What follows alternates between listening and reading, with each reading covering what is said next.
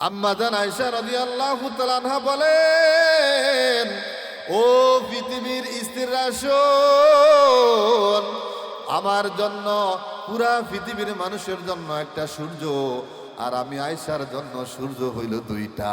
একটা সূর্য সকালে পূর্ব দিক থেকে ওঠে, পুরা পৃথিবীর মানুষকে আলো দেয়, অনেক উপকার করে। আর একা আমার একটা সূর্য আছে, ওই সূর্যটা একমাত্র আমার ঘরে এশারের পরে উদিত হয়, আর ওই সূর্যটা হলো আমার স্বামী মুহাম্মদ সাল্লাল্লাহু আলাইহি ওয়াসাল্লাম।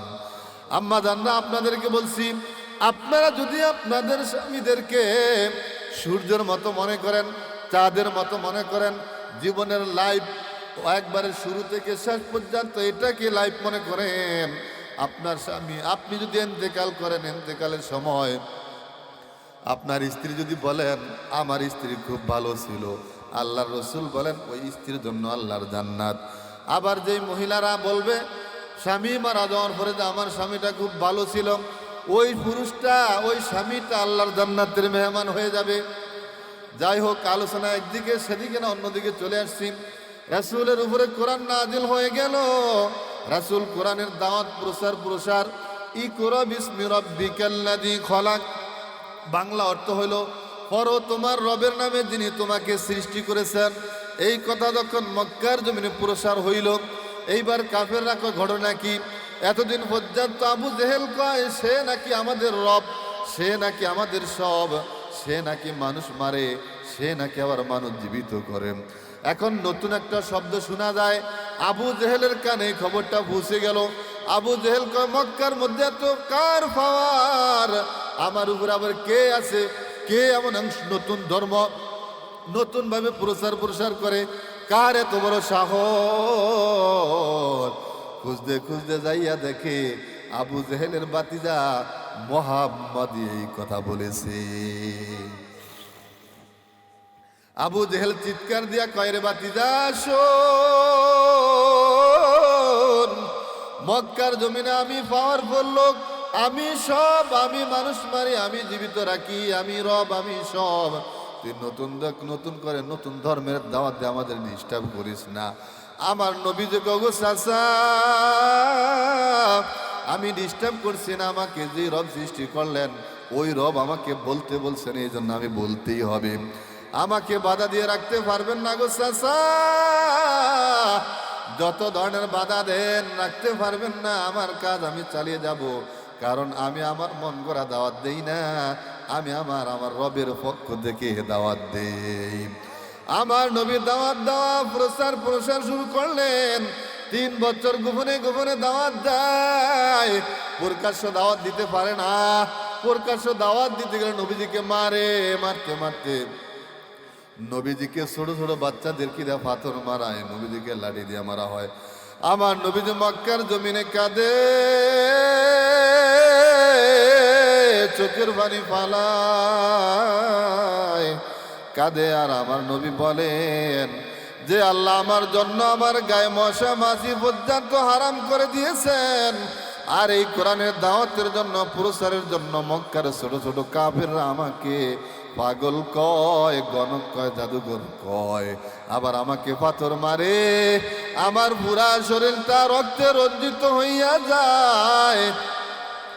তাইফের ময়দান আমার নবী মক্কার জমিনে ঠাই না পাইয়া কাফেরদের জুলুম নির্যাতনের শিকার হইয়া আমার নবী অনেক আশা আকাঙ্ক্ষা নিয়া নানান দেশে তাইফের ময়দানে যায়। তাইফের ময়দানে গিয়ে আমার নবী কোরআনের দাওয়াত দেওয়া শুরু করবেন। এই মুহূর্তে নবীজির আপন খালাতো ভাই 3 জন নবীজিকে কয়, রে মুহাম্মদ তুই একটা আস্তা একটা পাগল, তোর মতো পাগলের কথা শোনার টাইম আমাদের নাই। আরেক ভাই ওই কথা বলে, আরেক ভাই ওই কথা বলে, কারো কাছে টাইম হয় না।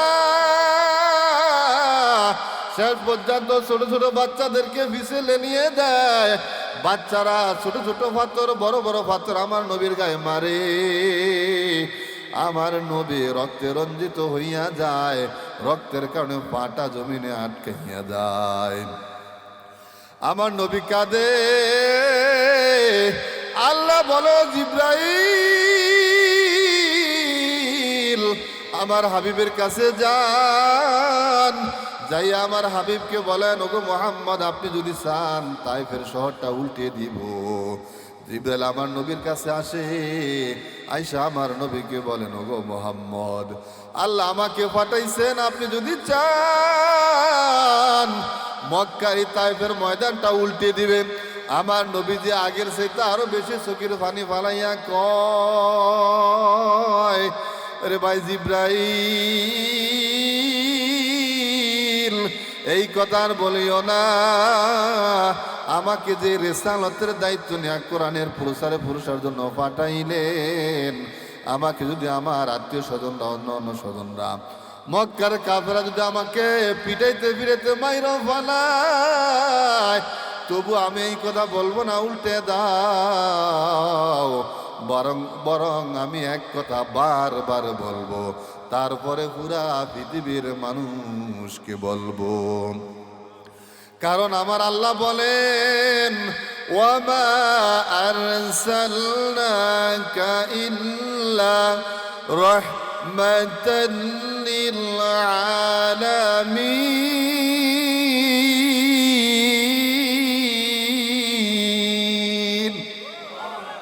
আমার আল্লাহ বলেন, ওগো মুহাম্মদ আপনাকে শুধু পৃথিবীর নয় পুরা পৃথিবীতে যা সৃষ্টি করলাম সব কিছুর জন্য আপনাকে রহমত হিসাবে পাঠাইলাম। আপনি মাহফিলের জন্য রহমত, বক্তার জন্য রহমত, শ্রোতার জন্য রহমত, পুরা শম্ভুপুরের সকল মানুষের জন্য রহমত, গাছের জন্য, মাছের জন্য, রাস্তার জন্য, যত যা আছে সব কিছুর জন্য আপনি রহমত। কেমন রহমত? আপনাকে যদি না পাঠাইতাম আকাশ জমিন পাহাড় পর্বত কিছুই পাঠাইতাম না, এমনকি বাবা আদমকে পাঠাইতাম না, আকাশ জমিন পাহাড় পর্বত কিছুই সৃষ্টি করতাম না। বাবা আদম একটা ভুল করিয়া 350 বছর পর্যন্ত লজ্জায় মাথা উঠান নাই, মাত্র একটা ভুল করিয়া 350 বছর পর্যন্ত লজ্জা মাথা উঠান নাই, মাথা নিচের দিকে হারিয়ে রাখছিলেন।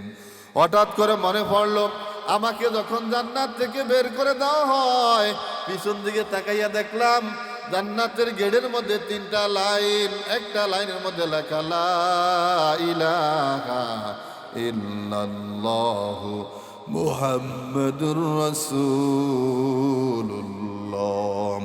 হঠাৎ করে মনে পড়ে গেল, গো আল্লাহ 350 বছর মাফ চাইলাম, ক্ষমা করলা না, এখন জান্নাত থেকে বাইর করা দেওয়ার সাথে পরে দেখলাম তোমার নামের সাথে একটা নাম, ওই নামটা কার? ওই নামের উসিলায় আমাকে মাফ করিয়া দেন। আমার আল্লাহ বলেন, রে আদম তাকে তুমি কি চিনোনি? আদম বলে, আল্লাহ চিনার দরকার নাই, আপনার নামের সাথে যেহেতু আছে অবশ্যই দামি হবে। আমার আল্লাহ বলেন, রে আদম তাকে যদি পাঠাবার ইচ্ছা না করতাম তোর মতো আদম কেউ পাঠাইতাম না। তাহলে আমরা এই পৃথিবীতে আসছি কার উসিলায়? ধরে বলেন, মুহাম্মদ সাল্লাল্লাহু আলাইহি ওয়াসাল্লাম উসিলায়, নবীজির উসিলায় আমরা এই পৃথিবীতে আসছি। তাই নবীজির উপরে যে কোরআন নাজিল হয়েছে, নবীজি এই কোরআনের জন্য কি করেছেন? মায়ের খাইতে খাইতে সমস্ত শরীরটা রক্তাক্ত হয়ে গেল, কাফেরদের জিবরাইলের সহযোগিতা, আল্লাহর সহযোগিতা পাইল উল্টে দেওয়ার জন্য। সেটাও করেন নাই, না করিয়া বরং কোরআনের প্রসার করা আরো শুরু করলেন। দাওয়াত দিতে দিতে সমস্ত মানুষগুলো এক প্ল্যাটফর্মে মানছেন। ওই কোরআন, নবীজির রক্তে মাখা দিন কোরআন আজকে আমাদের শম্ভুপুরের 5 নং ওয়ার্ডের মধ্যে এসেছেন। জোরে বলেন আলহামদুলিল্লাহ। খুশি না বেজার? এই কোরআনের মাদ্রাসা এখানে হওয়াতে, মাহফিল হওয়াতে আমরা সবাই খুশি তো? আল্লাহ তাআলা আমাদের এই খুশিটা কবুল করেন। জোরে বলেন আমিন। আমি কোরআনের জন্য কি কষ্ট করছি, নবীজিটা তো অনেকে অনেক জায়গায় ওয়াজে শোনেন, সাহাবায়ে কেরাম এর চাইতে বেশি কষ্ট করছেন। আমরা কি কষ্ট করি? আজকে আমি কোরআনের কথা আসছি, আমাকে আসার পরে ফল খাওয়ায়, আমাকে রিসিভ করা হয়, আবার যাওয়ার সময় আমাকে হাদিয়াও দেওয়া হবে। এখানে চটাং কথা বলি, কিন্তু এমন একটা সময় কোরআনের প্রচার নবীজি করছেন, তখন নবীজিকে পিট্টি দেওয়া হইতো, মারা হইতো, গোপনে গোপনে দাওয়াত দিতেন। ওয়াদাইয়ান ইলাল্লাহি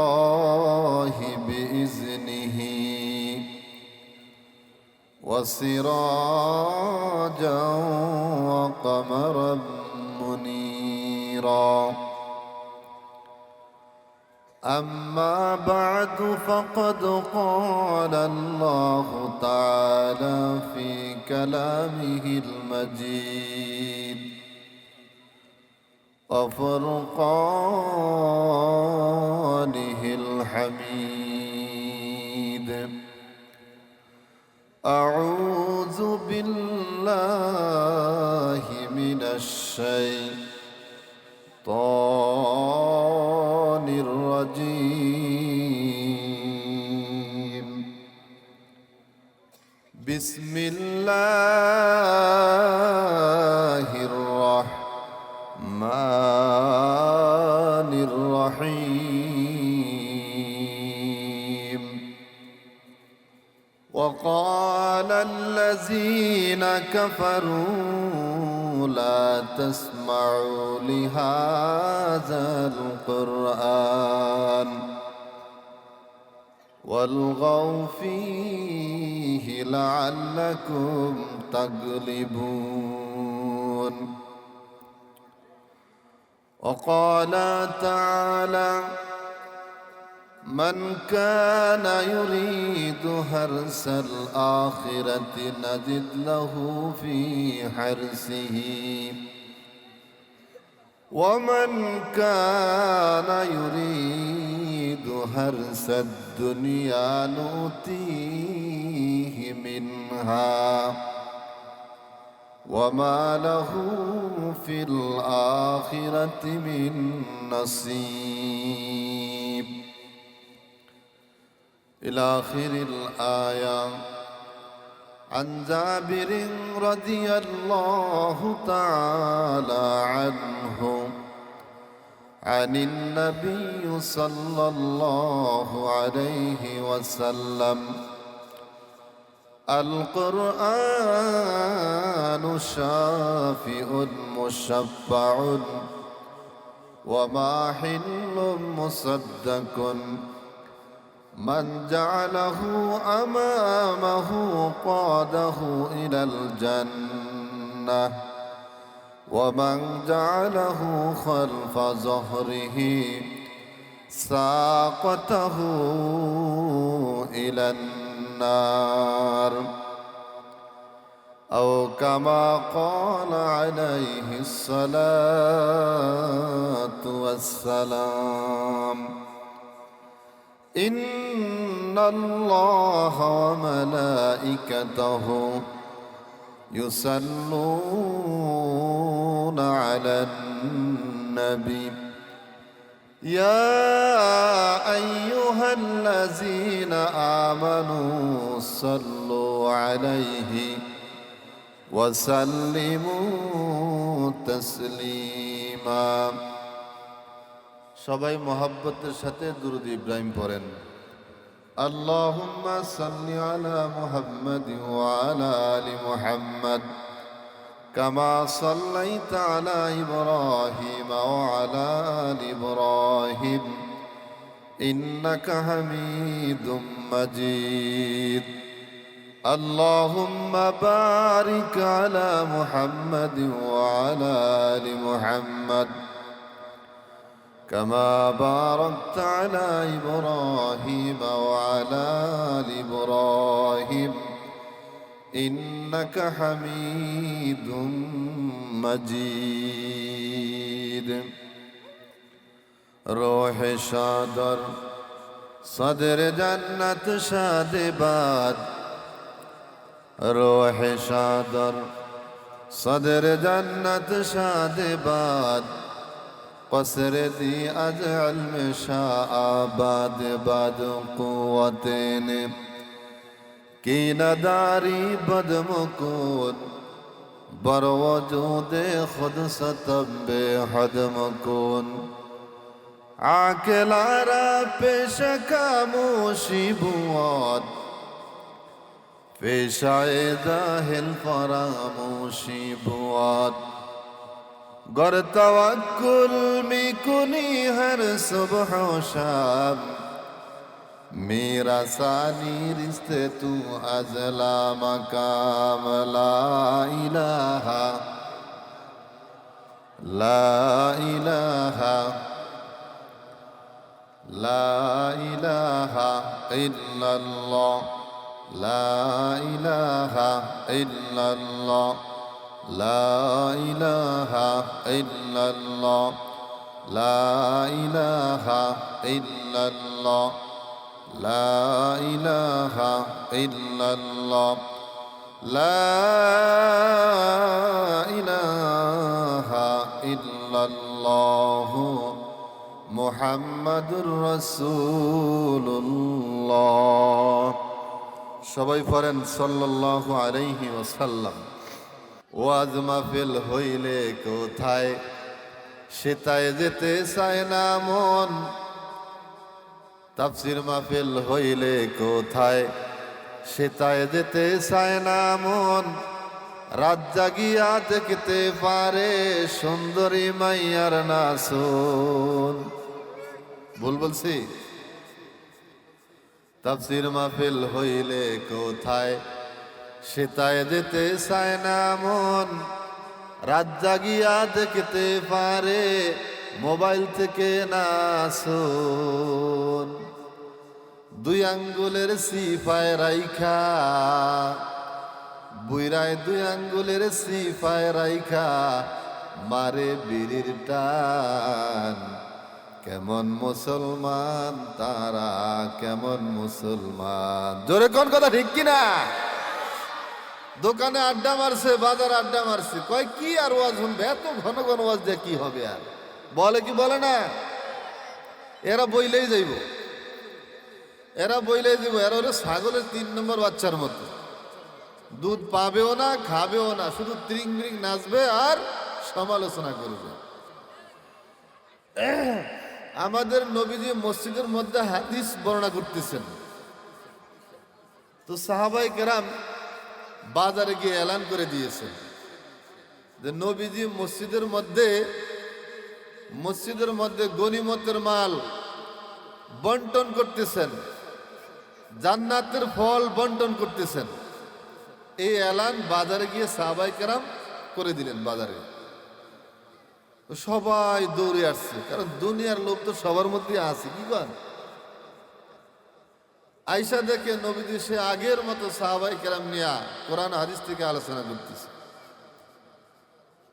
তো যারা ইমানদার মুসলমান মুমিন ছিলেন, তারা ওই জান্নাতি ফল কোরআন হাদিসের কথা শোনার জন্য, গনিমত নেওয়ার জন্য নবীজির মুখ থেকে বসে গেছেন। আর কিছু সংখ্যক রাস্তা থাইকা কয়েরই তো মোহাম্মদ সবসময় কয়। এরা ছিল কি নামদারি মুসলমান, আসলে মুসলমান না মুনাফিক। কি ছিল? নামদারি মুসলমান, আসলে কি মুনাফিক। কয়েরই তো মোহাম্মদ সবসময় কয়। তারা চলে গেছে। আচ্ছা, তারা চলে গিয়ে ঠকছে না দিচ্ছে? ঠকছে। মাইকের আওয়াজ এখনো যতটুকু যায়, যারা বসে রইলেন চায়ের আড্ডায়, দোকানের আড্ডায়, বাড়ির আড্ডায়, আগামী দিন আপনাকে আর মাইক দিয়ে ডাকা হবে না। আজকে আপনার শেষ, আজকে আপনার শুরু। যদি জান্নাতের মধ্যে নেকি অর্জন, নেকির ফল পাইতে চান, আপনাদেরকে শেষবারের মতো রিকোয়েস্ট করব, চলে আসেন। কারণ এই ময়দানটা এমন একটা ময়দান, একদিকে মাদ্রাসার মাঠ, অন্যদিকে তাফসীর মাহফিল, অন্যদিকে ওলামা ইকরামের জবান থেকে পবিত্র কোরআন থেকে সহি সহি কথা বলার মাধ্যমে হতে পারে এইটাই জীবনের শেষ মাহফিল। এই যে পর্দার আড়ালে খুব ডিস্টার্ব করতেছে, এদেরকে একটু থামান। যাই হোক, আমি আলোচনার বিষয় রাখছি, যেহেতু কোরআনের তাফসীর, কোরআনের মাদ্রাসা, আলোচনার বিষয় রাখছি কোরআনের মর্যাদা। কিসের মর্যাদা? কোরআনের মর্যাদা। কোরআনের মর্যাদা আলোচনা করতে গিয়ে আমি কোরআনুল কারীম থেকে 3টা আয়াত বলবো, এবং এই 3টা আয়াতের আলোকে বেশ কিছু আয়াত দিয়ে, এই 3টা আয়াতের আলোকে বিষয়ভিত্তিক কথা বলবো।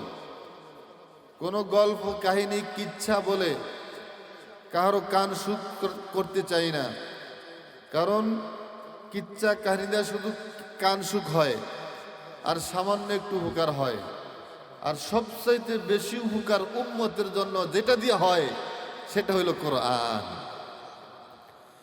ওয়ামান আসদাকু মিনাল্লাহি কিলা, কোরআন থেকে যে বলে সেই সত্য বলে, কোরআন থেকে যে কথা বলবে সেই সত্য কথা বলবে, কোরআনের বাইরে যে বলবে সে যে মিথ্যা বলবে এটা নয়, বরং কোরআনের মাধ্যমে যতটা মানুষ উপকৃত হবে অন্যগুলিতে এতটা উপকৃত হবে না। কারণ নবীজি সর্বপ্রথম যখন দুনিয়াতে আল্লাহ তাকে পাঠাইলেন কোরআন নিয়ে, একা তিনি কোরআনের পক্ষে ছিলেন, আমাদের নবী যার সব কোরআনের বিপক্ষে ছিল। কথা বুঝেন? সব কোরআনের বিপক্ষে ছিল, আর একা আমাদের নবীজি কোরআনের পক্ষে ছিলেন।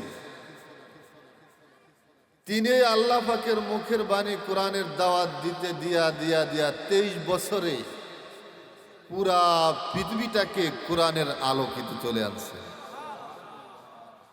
এখনো যারা যদি সমাজকে অশান্তি দূর করতে চায়, শান্তি আনয়ন করতে চায়, ব্যক্তি জীবনে, সামাজিক জীবনে, রাষ্ট্রীয় জীবনে যত আইন কানুন করেন, পুলিশ, বিজিবি, সেনাবাহিনী, আর্মি, বিডিআর যত কিছু করেন, হবে না। একমাত্র শান্তি হবে কোরআনের ছায়াতলে। কোরআন পরে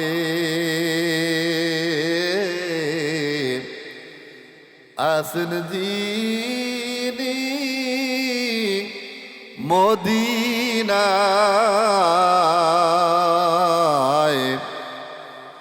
কোরআন পরে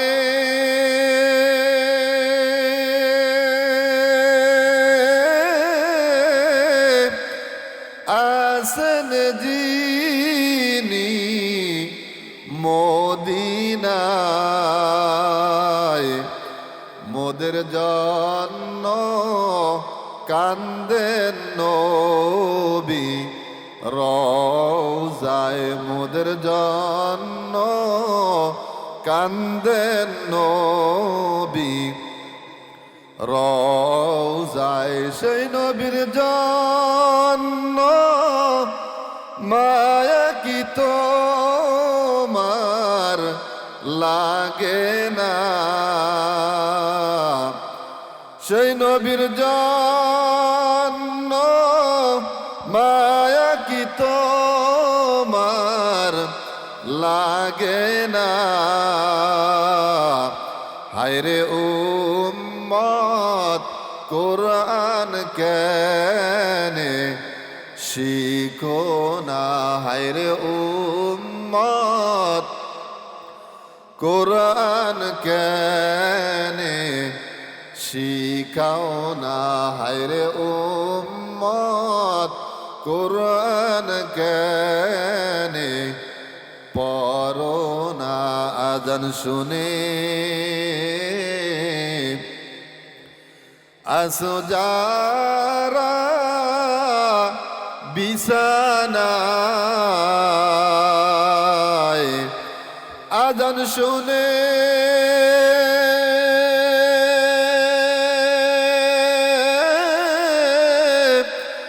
আসো যারা বিছানায়,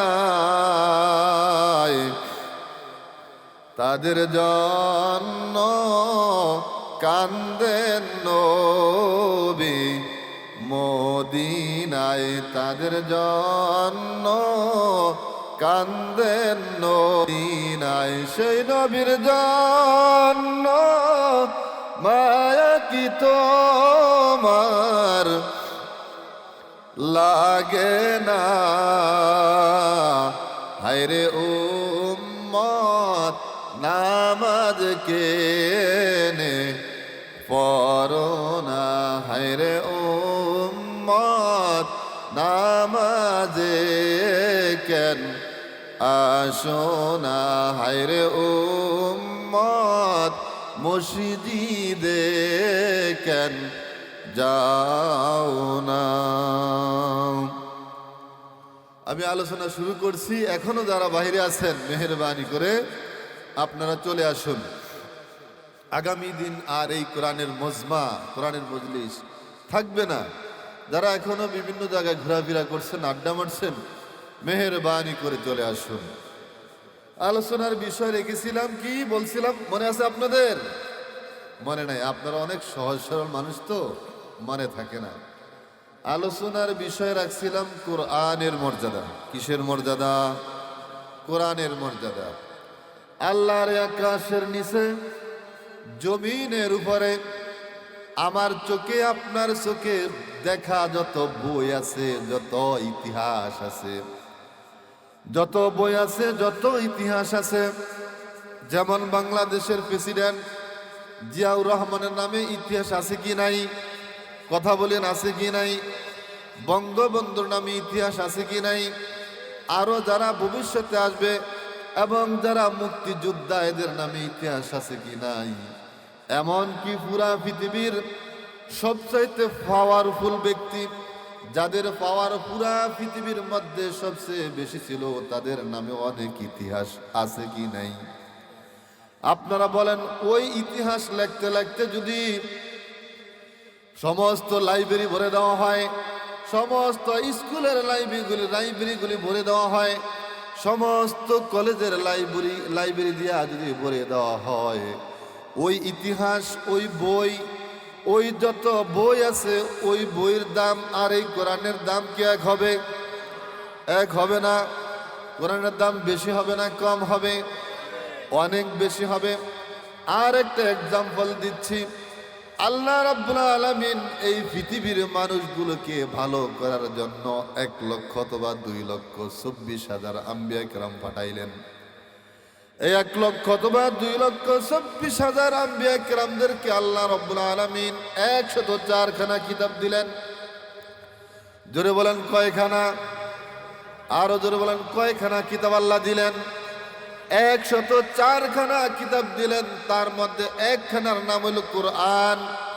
পুরা পাওয়ারফুল পৃথিবীর যত মানুষ আছে, তাদের ইতিহাস, বঙ্গবন্ধু শেখ মুজিবুর রহমানের ইতিহাস এবং আল্লাহর পক্ষ থেকে যত কিতাব নাজিল হয়েছে, কোরআন বাদে 103 খানা, সব কিছু যদি একসাথ করা হয়, পুরা কোরআনের একটা অক্ষরের সমতুল্য হবে না।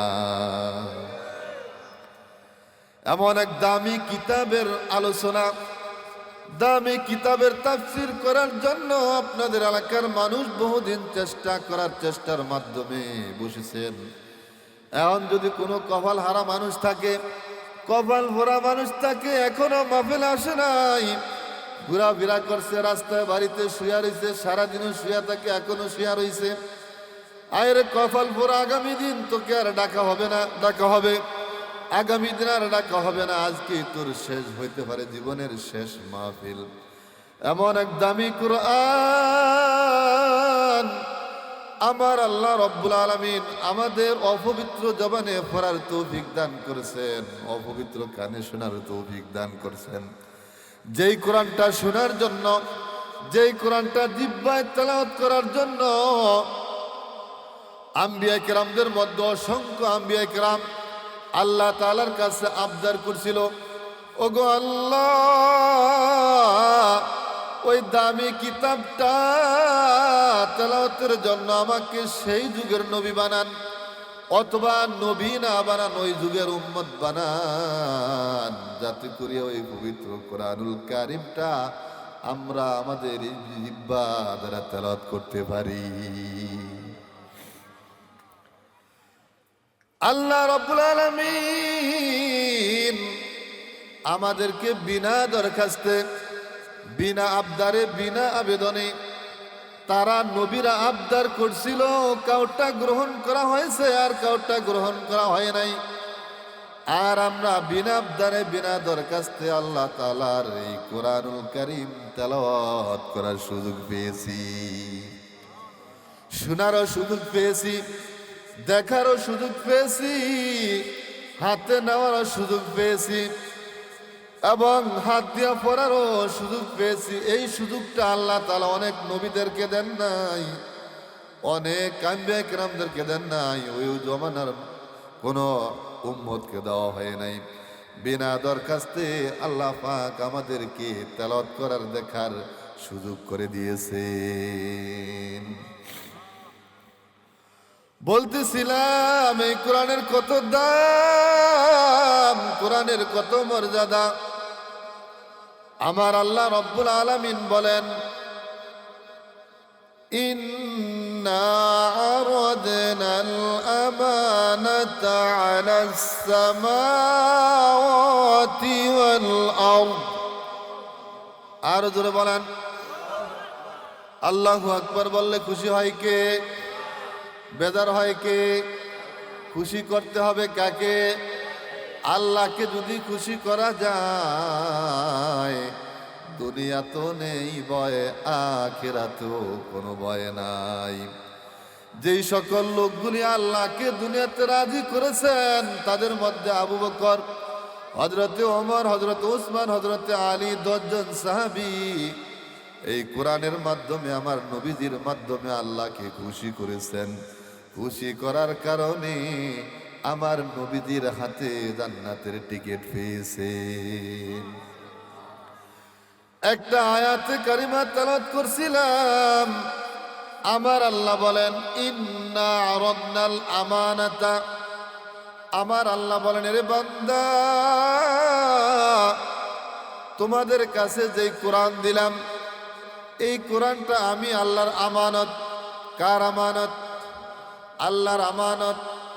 আপনারও কিছু আমানত আছে, আমারও কিছু আমানত আছে। আপনার আমার কাছে পছন্দ হইল টাকা পয়সা, জায়গা জমিনের দলিল। জোরে কোন কথা ঠিক কিনা? আপনার আমার পছন্দ টাকা পয়সা, বাড়ি গাড়ি, জায়গা জমিনের দলিল, এইগুলি বিশ্বস্ত মানুষ ছাড়া কারোর কাছে আমানত রাখা হয় না, রাখা হয়নি। আমার আল্লাহ বলেন, এর দুনিয়ার মানুষ, এই কোরআনটা হলো আমি আল্লাহর আমানত। জোরে বলেন কার আমানত? কোরআনটা আল্লাহ তাআলার আমানত। আমার আল্লাহ এই আমানত সর্বপ্রথম জমিনকে বলেন, এরে জমিন, এই জমিনটার দাম আপনার আমার কাছে কম না বেশি? অনেক বেশি। 1 কাঠা 1 বিঘা, এমনকি 1% 1 করা জমিনের লক্ষ লক্ষ টাকা মূল্য থাকে। এইভাবে যদি হিসাব করেন, পুরা পৃথিবীটা কতটুকু জমিন। আর এই জমিনের দাম আমি বুঝলাম, আপনি বুঝলেন, আল্লাহ কি বুঝেন নাই? আল্লাহ বুঝেছেন। বুঝিয়া এই জমিনটার যতটা আমার আপনার কাছে দাম, আমার আল্লাহ বলেন, তোমাদের এই দামি জিনিসের কাছে আমি আল্লাহর দামি আমানত কোরআনকে এই জমিনের কাছে বলছিলাম, এর জমিন, আমার এই দামি আমানত কোরআন গ্রহণ করো। আবার আকাশকে বলছিলাম, এর আকাশ, আমার এই দামি আমানত কোরআন গ্রহণ করো। ওয়াল জিবাল, আবার পাহাড়কে বলছিলাম, এরে পাহাড়, আমার এই দামি আমানত কোরআন গ্রহণ কর। ফাআবাইনা আন ইয়াহমিলনাহা ওয়াশফাকনা মিনহা। জমিন বলেছে, আকাশ বলেছে, পাহাড় বলেছে, ওগো আল্লাহ, আপনার এই দামি আমানত কোরআন গ্রহণ করিয়া আমরা সওয়াবের ভাগী হইতে চাই না, আবার গুনাহের ভাগী হতে চাই না। আমরা আপনার এই দামি আমানত কোরআন গ্রহণ করব না। তাহলে আল্লাহ তাআলার এই দামি আমানত কোরআন গ্রহণ জমিন গ্রহণ করে নাই, আকাশ গ্রহণ করে নাই, পাহাড়ও গ্রহণ করে নাই। আয়াতের শেষ অংশে বলা হয়েছে, ও হামালাহাল ইনসান, আল্লাহ তাআলার এই দামি আমানত কোরআন মানুষ গ্রহণ করেছে। আরো জোরে কোন সুবহানাল্লাহ। আল্লাহর এই দামি আমানত কে গ্রহণ করেছে? মানুষ গ্রহণ করেছে। কে গ্রহণ করেছে? মানুষ গ্রহণ করেছে। এবার আপনারাই বলবেন কোরআনের কত দাম। এই দামি জিনিসটা জমিন গ্রহণ করে নাই, আকাশ গ্রহণ করে নাই, পাহাড় গ্রহণ করে নাই, কিন্তু গ্রহণ করেছে মানুষ। তাহলে এই কোরআনের সোহবতে, এই কোরআনের মাধ্যমে, কোরআনের যতটা আল্লাহর কাছে দাম এবং মানুষের কাছে, যেই মানুষের কাছে দেওয়া হইল, যে মানুষের কাছে নাজিল করা হইল, যে মানুষ এই কোরআন গ্রহণ করলো, কোরআনের মাধ্যমে এই মানুষটার দাম কমছে না বাড়ছে? কেমন বাড়ছে? কেমন বাড়ছে? শোনো রে সম্ভবপুরের মুসলমান, শোনো। আমার আপনার নবী জনাবে মুহাম্মদুর রাসূলুল্লাহ সাল্লাল্লাহু আলাইহি ওয়াসাল্লাম মক্কার পাশে আম্মাজান খাদিজার ঘরে বসা। আম্মাজান খাদিজাকে আমার নবী বলেন, ওগো খাদিজা, আমার একটু একা একা চলতে মন চায়, নীরবতা অবলম্বন করতে মন চায়, আমার মন চায় স্বাভাবিকভাবে না অস্বাভাবিকভাবে একটু চলার জন্য। আম্মাজান খাদিজা বলেন, ওগো আমার প্রাণ প্রিয় স্বামী, আপনার যদি একা একা চলতে মন চায়, নীরবতা অবলম্বন করতে মন চায়, আপনি চলতে পারেন। আমার নবী একা একা চলার জন্য আম্মাজান খাদিজার কাছ থেকে খানা নিলেন। খানা নিয়া মক্কা থেকে 3.5 মাইল দূরে গারে হেরা। কোথায়? গারে হেরা। নবীজি খানা নিয়ে আম্মাজান খাদিজার বাসা থেকে চলে গেলেন গারে হেরায়। অনেক উঁচু পাহাড়, গারে হেরায় চলে গেলেন। গারে হেরায় গিয়ে আমার নবীজি আল্লাহর কাছে মুনাজাত, কখনো ইবাদত, কখনো দিদার এলাহিতে মশগুল, ইবাদত করতেছেন। এইভাবে খানা শেষ হয়ে গেল, আবার খানা নিয়ে যাইতেন, আবার কখনো আম্মাজান খাদিজা খানা দিয়ে আসতেন। এইভাবে আইতে যাইতে 6 মাস কম বেশি সময় নবীজি গারে হেরার মধ্যে ইবাদতে মশগুল। হঠাৎ করে একদিন জিব্রাইল চলে আসলেন আমার নবীজির কাছে। জিব্রাইল এসে আমার নবীকে বলেন, ওগো নবী, ইকরা পড়েন। এই পৃথিবীর প্রথম শব্দ ইকরা। ওগো হাবিব,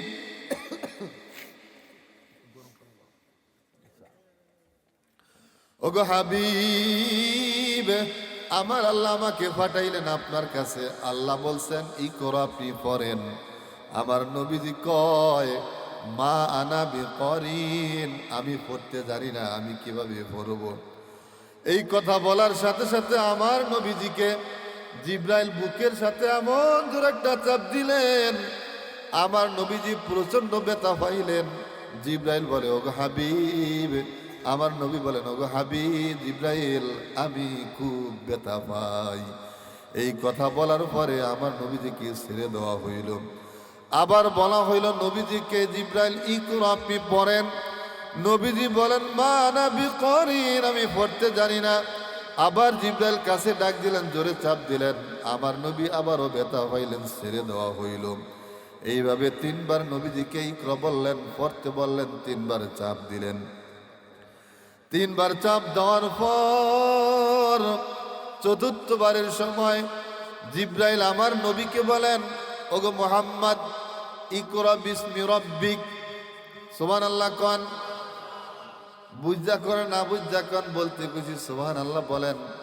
আমার আল্লাহ আমার নবী মুহাম্মদকে বলা হইল, জিব্রাইল বলেছেন ইকরা বিসমি রাব্বিক। 3 বার বলছেন ইকরা পড়েন। আর 1 বার 4 বারের সময় নবীজিকে বলা হইল, আপনি আপনার রবের নামে পড়েন। আর জোরে কোন সুবহানাল্লাহ বলে কি ঠকবেন নি? জিতার সম্ভাবনা আসেনি? মনে কষ্ট নেই, আমি চা খাই না। আবার নবীজিকে 4 বারের সময় বলা হইল ইকরা বিসমি রাব্বিক, আপনি আপনার রবের নামে পড়েন। এই কথা বলার সাথে সাথে পুরা পৃথিবীর সর্দার আমাদের নবী জনাবে মুহাম্মদুর রাসূলুল্লাহ সাল্লাল্লাহু আলাইহি ওয়াসাল্লাম পুরা 30 পারা কোরআনের মধ্যে একটা সূরার নাম আছে সূরা আলাক। ওই সূরা আলাক থেকে 5টা আয়াতে কারিমা তেলাওয়াত করে ফেলছি। সেই 5টা আয়াত আপনারা শুনতে চান? সবাই শুনতে চান? শুনলে সব হবেনি। প্রত্যেকটা অক্ষরে কয়টা করে নেকি হবে? 10 নেকি। কয় নেকি? আল্লাহ দিলে আরো বেশি দিতেন পারেন কিনা? মনের আকাঙ্ক্ষা জুদা যদি ভালো হয়, শুধু 10টা পর্যন্ত সীমাবদ্ধ নয়, আল্লাহ ইচ্ছা করলে এর চেয়েও বেশি দিতে পারেন। ইকরা বিসমি রাব্বিকাল্লাযী খলাক খলাকাল ইনসানা মিন আলাক اقرأ وربك الأكرم الذي علم بالقلم علم الإنسان ما لم يعلم الله أكبر বলেন। এই কালামে জিন্দা কোরআনে হাকিম একমতে উলায়া জালস্তু কদিম জামিউল ইলম ফিল কোরআনে হাকিম তাকাসসারাত আন আফহামুর রিজালিম বকা কোরআন কালামুল্লাহ বশুনু কদিমাস্তি নুইনু। আমার আল্লাহ রসুল আমার হাবিব 5টা আয়াত তেলাওয়াত করে ফেলছেন।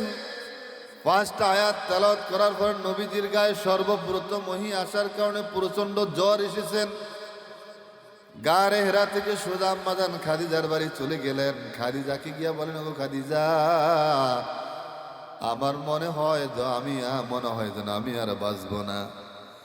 আমার প্রচন্ড বড় ভয় হয়। ওগো খাদিজা, মনে হয় আমি আর বাঁচব না। জলদি করে আমাকে শোয়াইয়া দাও, চাদর দিয়া ঘুরিয়া দাও।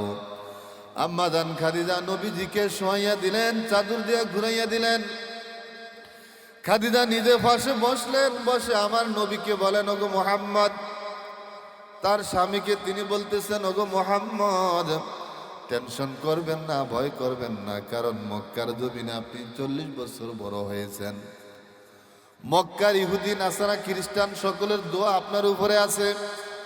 কোন মানুষ 40 বছর আপনার ভুল ধরতে পারে নাই, বরং অসংখ্য অগণিত পথহারা মানুষকে পথের সন্ধান দিয়েছেন। অসংখ্য জাহান্নামী মানুষকে জান্নাতের পথ দেখাইয়েছেন। অসংখ্য অগণিত গরিব মানুষকে ধনী হওয়ার সংসার চালানোর ব্যবস্থা করেছেন। এমনকি বাইতুল্লাহর মধ্যে হাজরা আসওয়াদ পাথরটা বাইতুল্লাহর মধ্যে উঠানোর জন্য বংশে বংশে ঝগড়া বাজছে, কে উঠাবে। মক্কার সকল লোকগুলি ওই পাথরটা আপনাকে দিয়ে উঠাইছে। আপনার অনেক দাম, আপনার অনেক মূল্য। আপনি মন খারাপ করবেন না, টেনশন করবেন না, আল্লাহ আপনাকে জয় করবেন না, আল্লাহ আপনাকে লাঞ্ছিত করবেন না। হুজুর বলেন, খাদিজা যখন আমার পাশে বইয়া এই কথাগুলি বলে, তখন আমি রাসূলের গায়ে থেকে সমস্ত জ্বরগুলি চলে গেছি। রাসূলুল্লাহ अगर पैदा न होती आसमानो ज़मीनो पैदा न करती सिसते दुनिया आज खुदा गाफिल बुदान नायक बाशो नुकरा हो फर जिंदो जान एक ज़माना तिफले यारद अज़्ज़ुहूद पेश आबुद वतशद्दर शोलबुद। আমার নবী যখন আম্মাজান খাদিজাকে বলেন, ওগো খাদিজা, আপনি যখন আমার পাশে বইয়া এই কথাগুলি বললেন, আমার গায়ে থেকে সমস্ত জ্বর চলে গেছে, আমার টেনশন চলে গেছে, আমার মধ্যে যে একটা ভয় ছিল ওই ভয় কেটে গেছে। আজকে আমাদের সমাজের মহিলারা তাদের স্বামীর অসুস্থ হইলে স্বামীর খোঁজ খবর নাই না, খেদমত করে না, তাদের খোঁজ খবর বিলকুল নাই, কে লাঞ্ছনা দেয়, অনেক রকম ঠাট্টারূপ কথাবার্তা বলে, অনেক রকম তুচ্ছ তাচ্ছিল্য করে স্বামীদেরকে। এমনকি এমন এক পর্যায়ে স্বামী অসুস্থ হওয়ার কারণে স্ত্রী বাপের বাড়ির দিকে চলে যায়, খোঁজ খবর নেয় না। যেমনিটা হযরত আইয়ুব আলাইহিস সালাম 18 বছর পর্যন্ত অসুস্থ, গন্ধের কারণে সমস্ত স্ত্রীরা চলে যায়, মাত্র একজন স্ত্রী রয়ে গেলেন, বাকি সবাই চলে যায়। বর্তমানে এমন কিছু মহিলা আছে সমাজের মধ্যে, তারা তাদের স্বামীর আপদে বিপদে তার সঙ্গী হয় না, সাথী হয় না, বরং সুখের সময় থাকে, দুঃখের সময় চইলা যায়। জোরে বলেন কথা ঠিক কিনা? এই জন্য মা বোনদেরকে বলবো, হুন্না লিবাসুল লাকুম ওয়া আনতুম লিবাসুল লাহুন্না।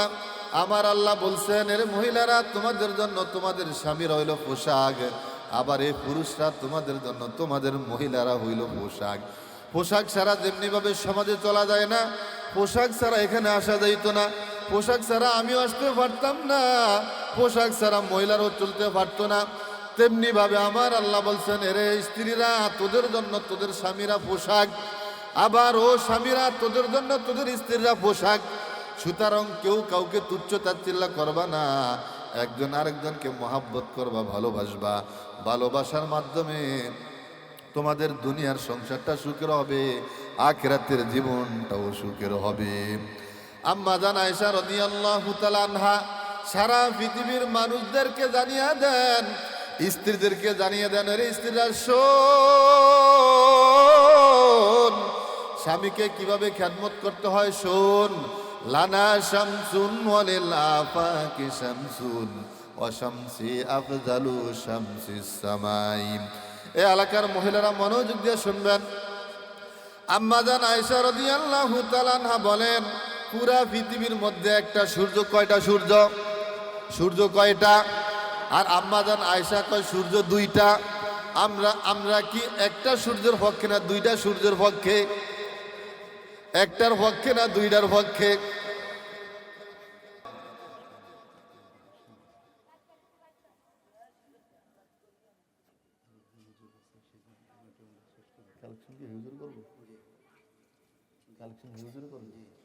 কত সময় কত?